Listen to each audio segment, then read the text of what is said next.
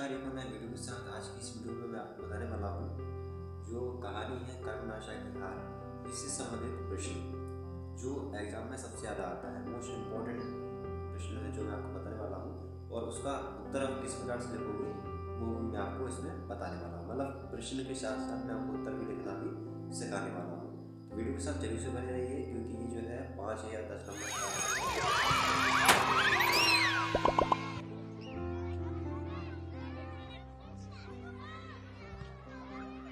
इस पाठ से संबंधित, यानी जो मैंने आपको बताया कर्मनाशा की हार, इससे संबंधित प्रश्न बनता है कथा वस्तु, या एक कह सकते हैं कि ये जो कहानी है इसका सारांश लिखिए या कथा वस्तु लिखिए।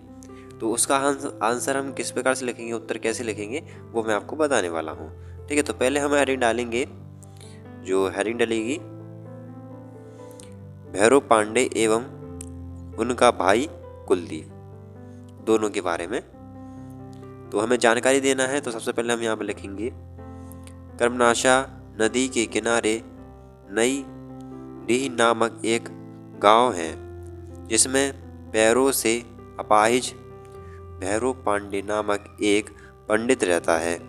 उनका छोटा भाई कुलदीप जब 2 वर्ष का था, तभी उन दोनों के माता पिता की मृत्यु हो गई।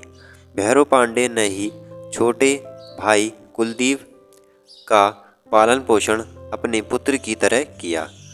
कुलदीप अब 16 वर्ष का युवक हो गया है। भैरव पांडे का अपना पुश्तैनी मकान है, जिसमें रहते हुए भैरव पांडे सूत काट कर जनेऊ बनाते, जजमानी चलाते हैं। इसके अतिरिक्त कथा बाँचते और अपना एवं अपने भाई का भरण पोषण करते हैं। ठीक है, तो वो पंडित हैं। यहाँ पर जैसे लिखा है भैरव पांडे, पांडे जो है लगाते हैं पंडित वगैरह, तो जो उनका पुश्तैनी जो काम होता है वो किया करते थे वो। ठीक है, जैसे बालकों को जनेऊ धारण करवाना है ना, कथा बाँच देना, तो इस प्रकार से उनका भरण पोषण चला करता था। अब देखिए अगली हेडिंग है कुलदीप एवं विधवा फूलमत के बीच प्रेम। तो एक दिन चांदनी रात में मल्ला परिवार की विधवा फूलमत भैरव पांडे के यहाँ अपनी बाल्टी मांगने आती है। बाल्टी देते समय कुलदीप फूलमत से टकरा जाता है। फूलमत मुस्कुराती है और कुलदीप उसकी ओर मुग्ध दृष्टि से देखता है। इसके बाद दोनों एक दूसरे से प्रेम करने लगते हैं। ठीक है, तो आपको इसमें पता चल गया है कि जो विधवा जो फूलमत है वो किस प्रकार से कुलदीप से मिलती है पहली बार। उसके बाद देखिए अगली हेडिंग भैरव पांडे के गुस्सा करने पर कुलदीप का घर से चले जाना। तो एक दिन चांदनी रात में कर्मनाशा के तट पर कुलदीप एवं फूलमत मिलते हैं। पहले से ही दोनों पर नजर रख रहे, जो पहले से मतलब उनको शक हो गया था, जो भैरव पांडे हैं उनको शक हो गया था ऐसा, तो वो पहले से ही नजर रखे हुए थे। भैरव पांडे को कुलदीप पर इतना क्रोध आता है कि वह उसके गाल पर थप्पड़ जड़ देता है। इस घटना के बाद कुलदीप घर छोड़ घर से भाग जाता है और बहुत ढूंढने पर भी नहीं मिलता। ठीक है, तो अब उसके बाद अगली हेडिंग कर्मनाशा नदी में बाढ़ का आना, ये है। तो कुलदीप को घर से भागे 4-5 महीने बीत चुके हैं। कर्मनाशा नदी में बाढ़ आ जाती है, जिससे होने वाली तबाही की आशंका से सभी भयभीत हैं। गांव वालों में यह अंधविश्वास प्रचलित है कि कर्मनाशा जब उमड़ती है तो मानव बलि अवश्य लेती है।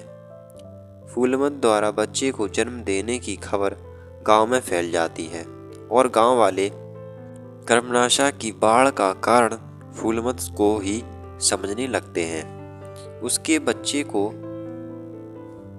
उसका बाप समझते हैं उसका पाप, सॉरी यहाँ पर पाप नहीं पाप लिखा है, उसके बच्चे को पाप समझते हैं।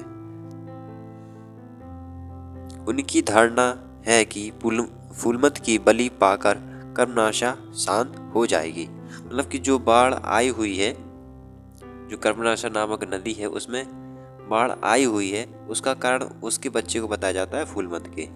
और वह ये चाहते हैं कि अगर इनकी बलि दे दी जाए तो जो बाढ़ है वो कम हो जाएगी। मतलब जो बाढ़ आई है जिससे तबाही हुई है वो थोड़ी रुक जाएगी, उनका मानना ये है। अगली हेडिंग है भैरव पांडे का अंत दृढ़।